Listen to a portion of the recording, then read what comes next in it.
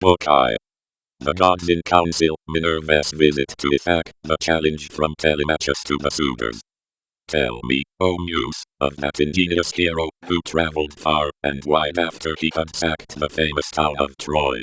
Men cities did he visit, and men were the nations with whose manners and customs he was acquainted. Moreover, he suffered much by sea, while trying to save his own life, and bring his men safe home. But do what he might, he could not save his men, for they perished through their own sheer folly in eating the cattle of the sun god Hyperion. So the god prevented them from ever reaching home. Tell me, too, about all these things, O daughter of Jove, from whatsoever source you may know them. So now all who escaped death in battle or by shipwreck had got safe home except Ulysses, and he, though he was longing to return to his wife and country, was detained by the goddess Calypso, who had got him into a large cave and wanted to marry him. But as years went by, there came a time when the gods settled that he should go back to Ithaca. Even then, however, when he was among his own people, his troubles were not yet over. Nevertheless, all the gods had now begun to pity him except Neptune, who still persecuted him without ceasing, and would not let him get home. Now Neptune had gone off to the Ethiopians, who are at the world's end, and lie in two halves, the one looking west, and the other east. One he had gone there to accept a hecatomb of sheep and oxen, and was enjoying himself at his festival. But the other gods met in the house of Olympian Jove, and the sire of gods and men spoke first. At that moment he was thinking of Aegisthus, who had been killed by Agamemnon's son ὗrstheus. So he said to the other gods, "See now, how men lay blame upon us gods for what is after all nothing but their own folly. Look at Aegisthus. He must needs make love to Agamemnon's wife unrighteously, and then kill Agamemnon, though he knew it would be the death of him. For I sent Mercury to warn him not to do either of these things, inasmuch as ὗrstheus would be sure to take his revenge when he grew up, and wanted to return home. Mercury told him this in all goodwill, but he would not listen, and now he has paid for everything in full. Then Minerva said, Father, son of Saturn, king of kings, it served Aegisthus right, and so it would anyone else, who does as he did. But Aegisthus is neither here, nor there. It is for Ulysses that my heart bleeds, when I think of his sufferings in that lone sea-girt island, far away, poor man, from all his friends. It is an island covered with forest, in the very middle of the sea, and a goddess lives there, daughter of a magician Atlas, who looks after the bottom of the ocean, and carries the great columns that keep heaven and earth asunder. This daughter of Atlas has got hold of poor unhappy Ulysses, and keeps trying by every kind of blandishment to make him forget his home, so that he is tired of life, and thinks of nothing but how he may once more see the smoke of his own chimneys. You, sir, take no heed of this, and yet when Ulysses was before Troy, did he not propitiate you with men a burnt sacrifice? Why then should you keep on being so angry with him?" And Jove said, "My child, what are you talking about?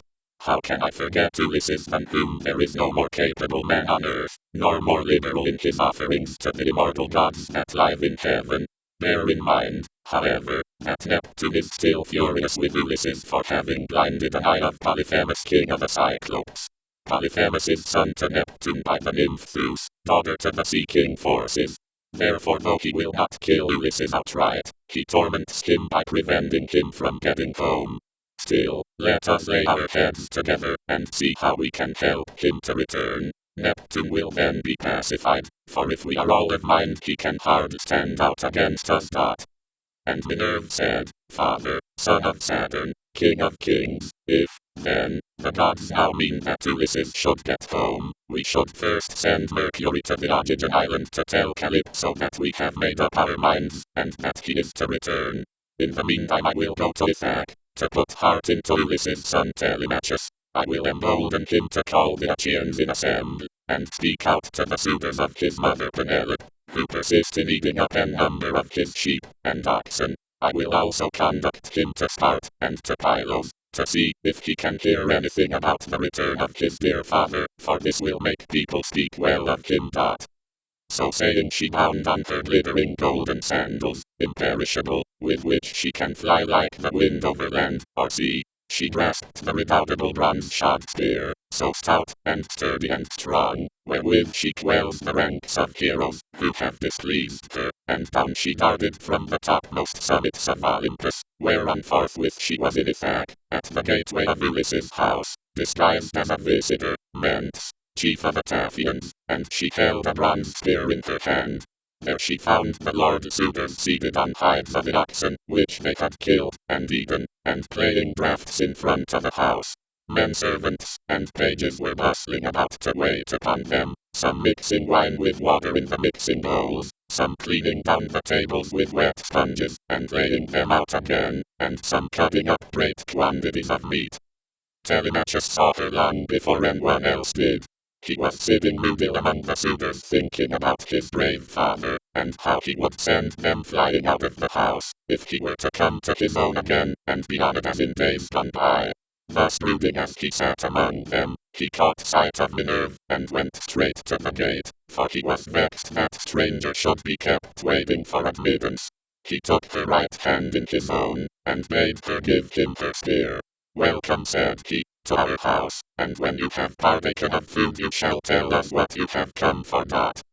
He led the way as he spoke, and Minerva followed him.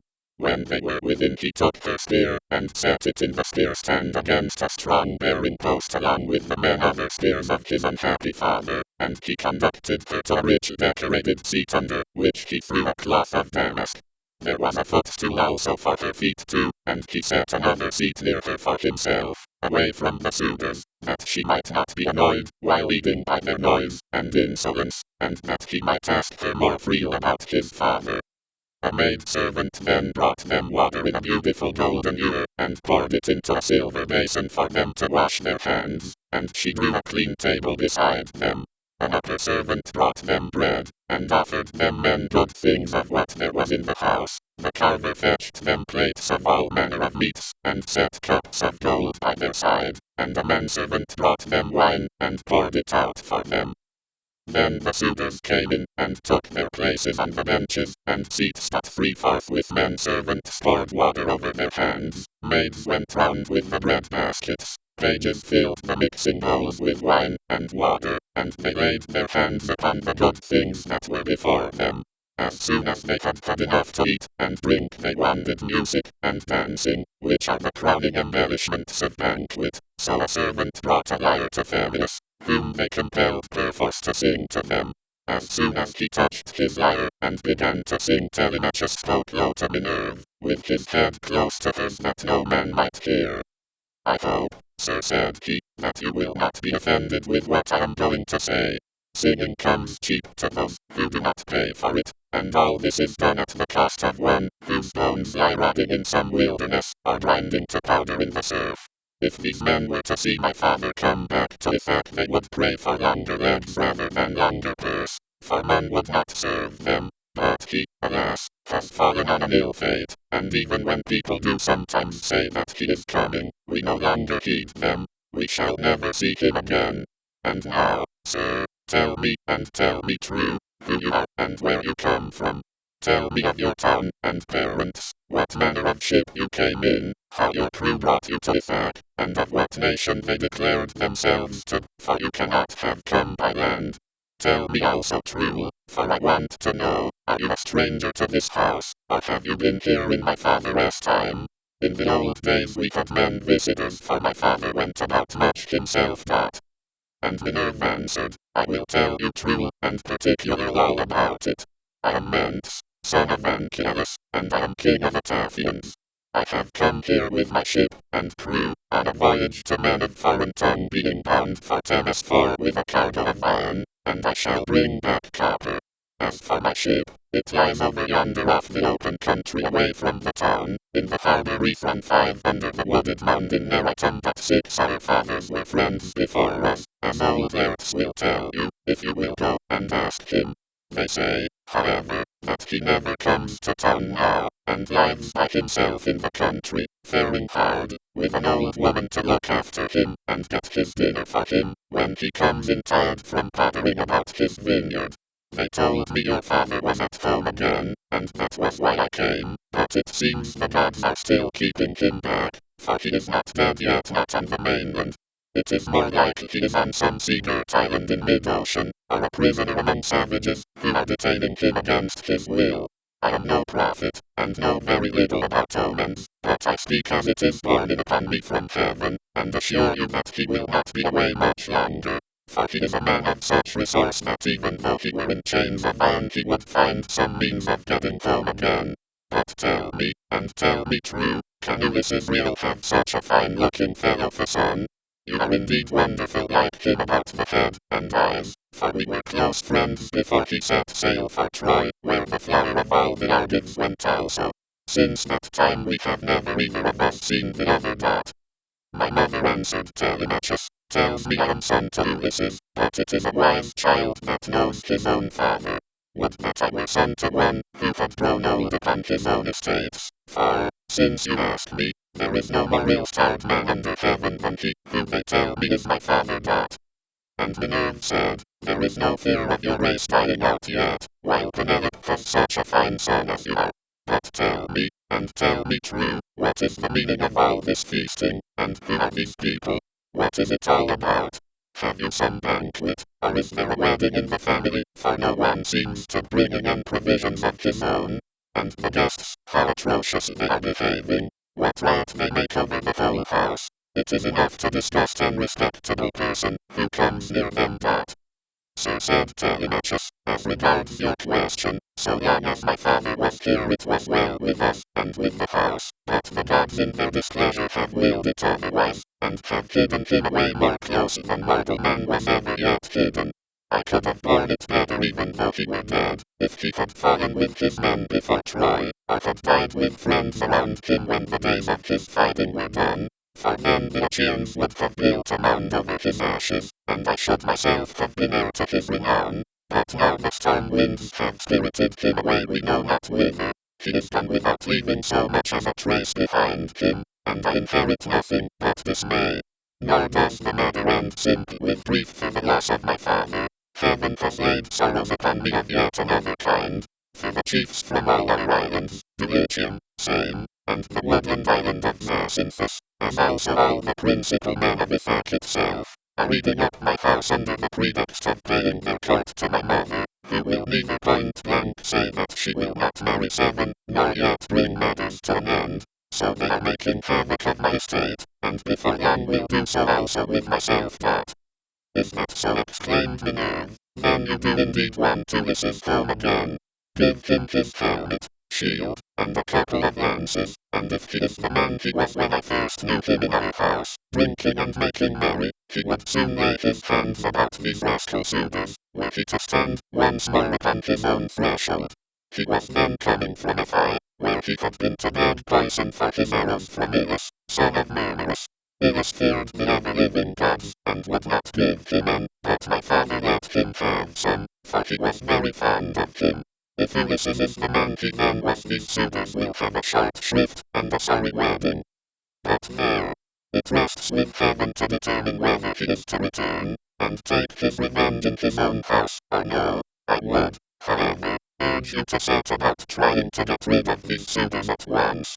Take my advice, call the Achaean heroes in assembly tomorrow morning, lay your case before them, and call heaven to bear you witness.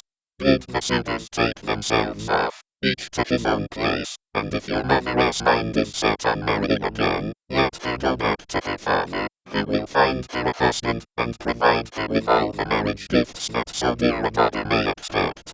As for yourself, let me prevail upon you to take the best ship you can get, with a crew of 20 men, and go in quest of your father, who has so long been missing. Someone may tell you something, and people often hear things in this way, some heaven-sent message may direct you.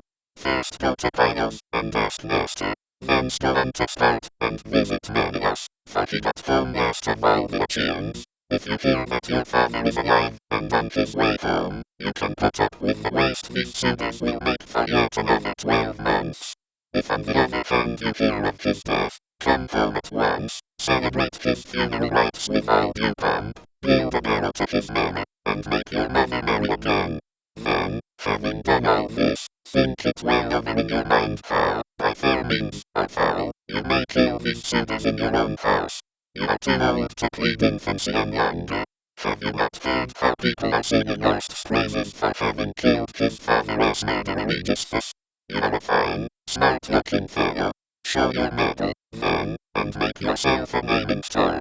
Now, however, I must go back to my ship, and to my crew, who will be impatient if I keep them waiting longer. Think the matter over for yourself, and remember what I have said to you that.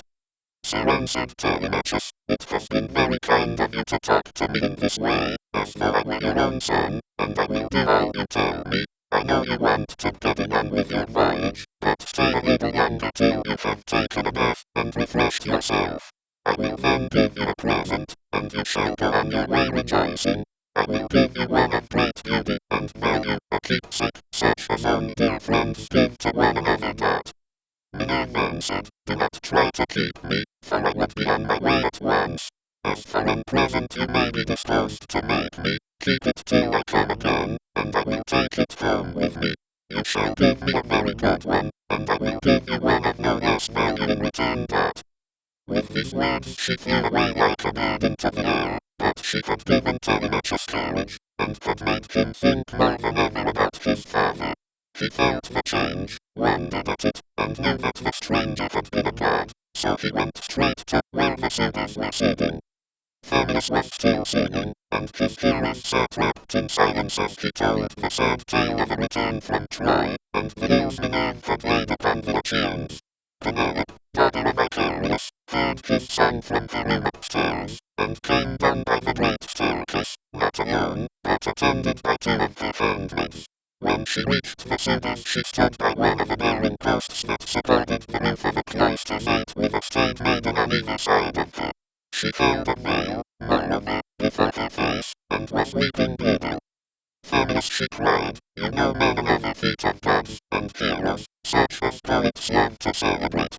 Sing the suitors some one of these, and let them drink their wine in silence, but cease this sad tale, for it breaks my sorrowful heart, and reminds me of my last husband whom I mourn ever without ceasing, and whose name was great over all Hellas, and middle Argos that line.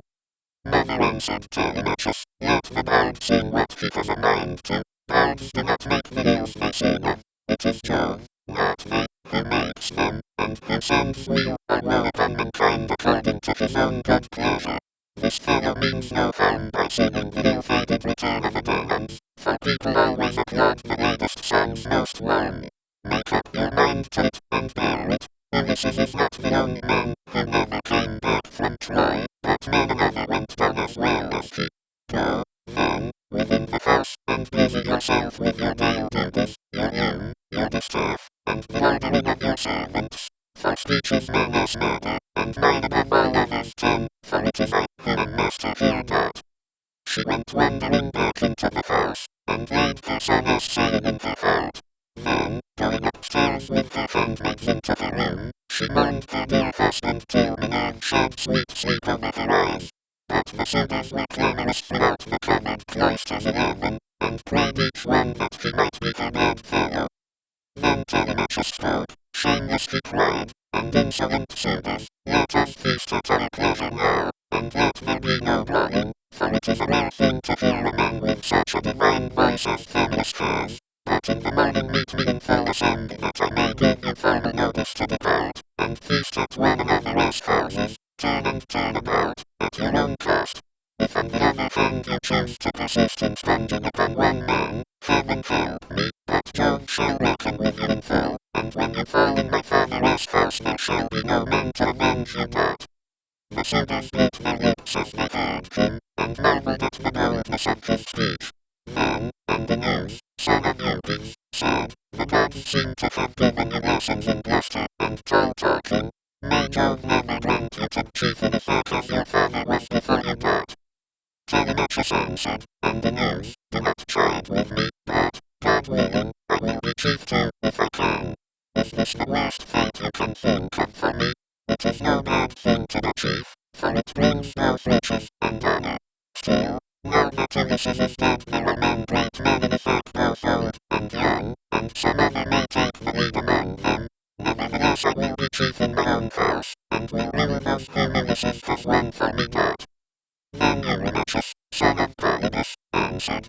rests with heaven to decide who shall be chief among us, but you shall be master in your own house, and over your own possessions. No one, while there is a man in effect, shall do you violence, nor rob you. And now, my good fellow, I want to know about this stranger. What country does he come from? Of what family is he, and where is his estate? Has he brought you news about the return of your father, or was he on business of his own? He seemed a well-to-do man, but he hurried off so sudden that he was gone in a moment before we could get to know him. My father is dead, and gone, answered Telemachus, and even if some rumor reaches me, I put no more faith in it now. My mother does indeed sometimes send the soothsayer and question him, but I give his prophecyings no heed.